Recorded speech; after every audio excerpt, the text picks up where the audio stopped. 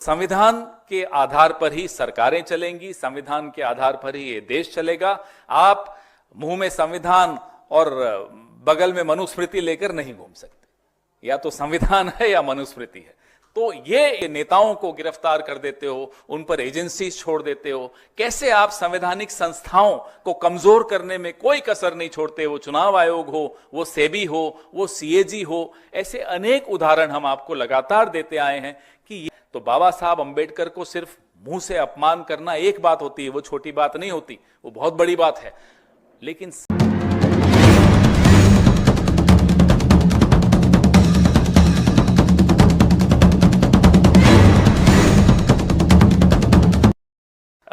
Parliament में आपने सुना, प्रियंका जी ने बड़ी अच्छी एक बात कही, संविधान है ये संघ का विधान नहीं है।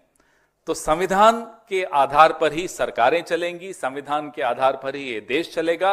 आप मुंह में संविधान और बगल में मनुस्मृति लेकर नहीं घूम सकते। या तो संविधान है या मनुस्मृति है।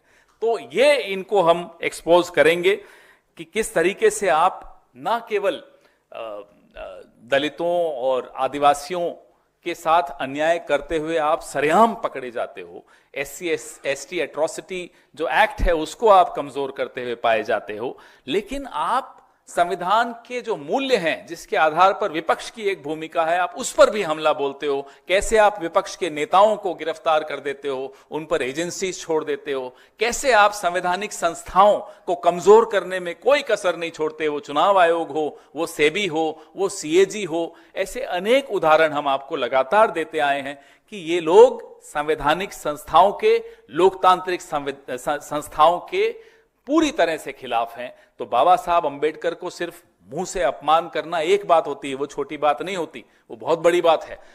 लेकिन साथ ही साथ बाबा साहब अंबेडकर के जो संविधान हैं और उस संविधान के आधार पर जो बनी हुई संस्थाएं हैं, उन पर भी आप कुठाराघात करते हो, उन पर भी आप हमले बोलते आए हो। तो ये बर्दाश्त नहीं होगा। इसके खिलाफ आंदोलन शुरू हो चुका है। ऐसे ही निष्पक्ष खबरों को देखने के लिए हमारे चैनल को सब्सक्राइब करें और बेल आइकन को प्रेस करें।